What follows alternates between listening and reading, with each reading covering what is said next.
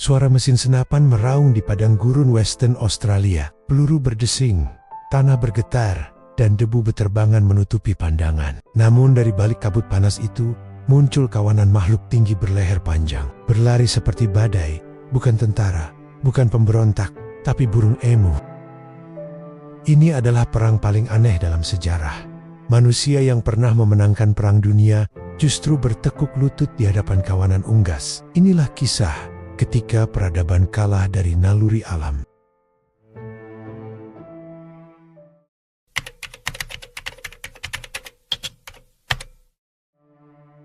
Setelah Perang Dunia Pertama berakhir, ribuan veteran Australia kembali dari medan tempur dengan harapan membangun kehidupan baru. Pemerintah memberi mereka lahan pertanian di daerah kering Western Australia, tanah luas tapi tandus, dengan satu janji, bumi ini akan subur jika kalian bekerja keras. Namun, ketika krisis ekonomi dunia tahun 1930 melanda, harga gandum anjlok. Para petani mulai putus asa. Lalu datanglah makhluk-makhluk itu. Tinggi 2 meter, berlari cepat seperti angin, mata liar memantulkan cahaya matahari barat. Mereka adalah emu, burung asli Australia, yang bermigrasi ke selatan untuk mencari air dan makanan. Dalam hitungan minggu, lebih dari 20.000 ekor emu menyerbu ladang gandum. Batang-batang gandum yang baru tumbuh habis dilahap, pagar kawat rusak, dan hasil panen hancur total. Petani yang dulu bertempur melawan tentara Jerman, kini menghadapi musuh baru, tanpa senjata, tanpa belas kasihan, dan tanpa bisa dikendalikan. Para petani yang putus asa akhirnya meminta bantuan pemerintah. Dan dalam keputusan yang akan dikenang sebagai salah satu yang paling absurd dalam sejarah militer dunia, Menteri Pertahanan Australia, Sir George Pearce, setuju mengirim pasukan bersenjata untuk menyelesaikan masalah burung. November tahun 1932, Mayor Meredith dari Royal Australian Artillery ditugaskan memimpin pasukan. Persenjataan yang mereka bawa, 2 senapan mesin Lewis gun, masing-masing dengan 10.000 peluru, dan 1 truk militer. Tujuannya, memusnahkan emu sebanyak mungkin. Saat itulah dimulainya perang yang tak tercatat di buku strategi militer manapun, perang melawan burung emu.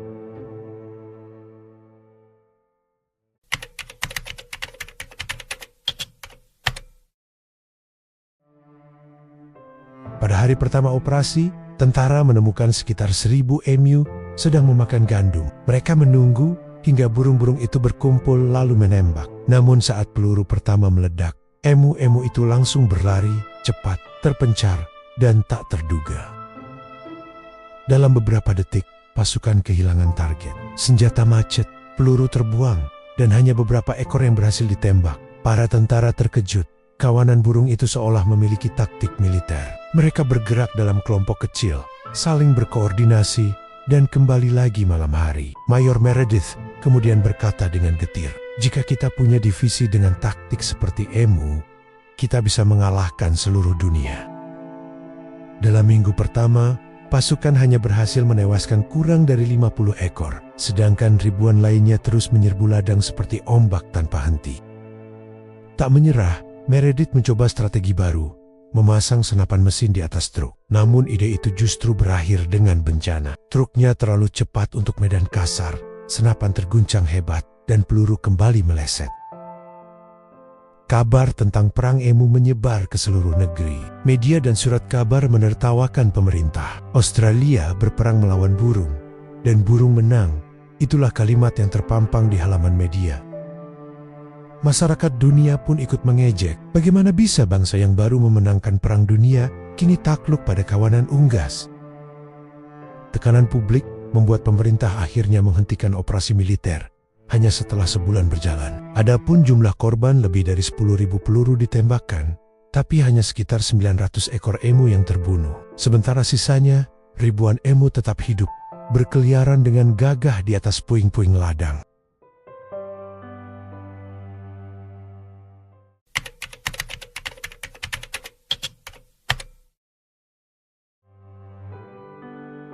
Ada paradoks besar dalam perang burung emu.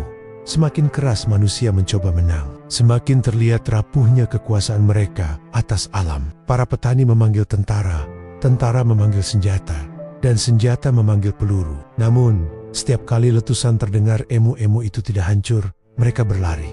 Bukan karena cerdas, bukan karena punya taktik militer, tetapi karena mereka setia pada naluri kehidupan. Burung-burung itu bisa berlari hingga 50 km per jam, melintasi medan yang membuat kendaraan militer terperosok lumpur. Tubuh mereka padat, bulu tebalnya mampu menahan peluru kecil yang meleset. Beberapa tentara melaporkan kejadian aneh. Emu yang sudah tertembak tetap berlari puluhan meter sebelum jatuh, dan kadang bahkan berdiri lagi seolah tak terjadi apa-apa. Ada keheningan getir di setiap ladang yang mereka tinggalkan. Ladang manusia yang hancur oleh alam, tapi tanpa kebencian. Dan disitulah letak ironi paling menyakitkan. Manusia yang baru keluar dari perang dunia kembali memanggul senjata. Bukan untuk melindungi kehidupan, tetapi untuk membunuh sesuatu yang hanya ingin hidup. Lebih tragis lagi, banyak di antara para petani yang bertempur dalam perang dunia dulu tidak mendapat dukungan setelah pulang. Negara memberi mereka tanah gersang, lalu meninggalkan mereka begitu saja saat alam menuntut haknya kembali. Jadi, perang ini bukan hanya perang antara manusia dan burung, tapi antara manusia dengan nasibnya sendiri. Ada surat dari seorang petani yang sempat dilaporkan dalam koran lokal waktu itu. Kami menembaki burung yang hanya mencari makan, dan aku mulai merasa mungkin bukan mereka yang salah. Mungkin ini tanah yang menolak kita. Fakta lain yang jarang dibicarakan.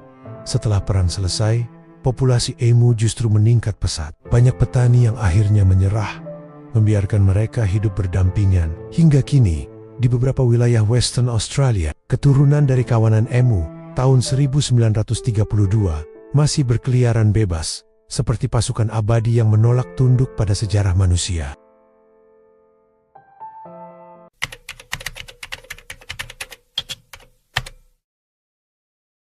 Perang burung emu sering dianggap sebagai lelucon sejarah, tapi di balik keanehannya, para sejarawan dan filsuf ekologi menemukan lapisan makna yang jauh lebih gelap. Salah satu teori menyebut bahwa perang ini adalah simbol perlawanan bumi terhadap kolonialisme manusia.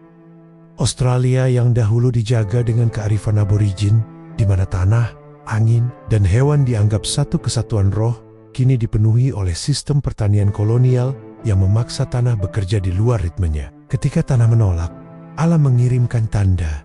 Ribuan emu datang, seolah menjadi lidah bumi yang bersuara. Bagi sebagian sejarawan modern, perang ini juga menyingkap arogansi peradaban industri. Manusia modern percaya bahwa teknologi dapat menguasai segalanya. Tapi perang ini menunjukkan sebaliknya. Peluru tidak selalu lebih kuat dari naluri, dan mesin tak bisa melawan kekacauan alami yang tidak bisa diprediksi. Emu menjadi lambang resistensi chaos terhadap keteraturan buatan manusia. Ada pula teori yang lebih filosofis, bahwa perang ini bukan kekalahan militer, melainkan kekalahan eksistensial. Ketika manusia mencoba menundukkan alam, mereka sebenarnya sedang memerangi bagian dari dirinya sendiri. Kekalahan itu menjadi peringatan. Kita bukan penguasa bumi, hanya tamu yang sering lupa sopan santun. Dalam budaya populer modern, banyak seniman Australia menggambarkan perang emu sebagai mitologi kontemporer. Kisah lucu di permukaan, tapi getir di kedalaman. Sebuah kisah yang membuat kita menertawakan kebodohan manusia, lalu perlahan menyadari bahwa tawa itu ditujukan pada diri kita sendiri. Dan yang paling menarik, beberapa penulis ekologi menyebut bahwa kawanan emu itu seperti pasukan alam yang datang bukan untuk menghancurkan, tapi untuk menyeimbangkan. Mereka memakan tanaman berlebih, menyebarkan benih lewat jejaknya, dan menjaga rotasi ekosistem padang gurun. Dengan kata lain, musuh dalam perang ini justru sedang memperbaiki kerusakan yang manusia ciptakan.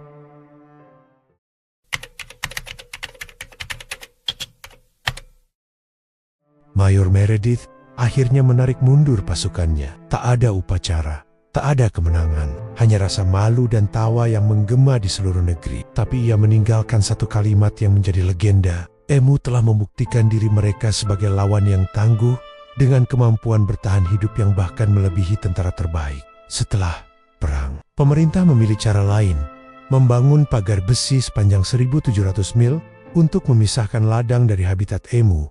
Namun bahkan pagar itu pun tak menghentikan mereka. Emu tetap hidup, tetap berlari, dan tetap menjadi bagian dari tanah Australia. Sementara para veteran yang dulu berharap hidup damai, banyak yang kehilangan lahan, tenggelam dalam kemiskinan, dan terlupakan oleh sejarah.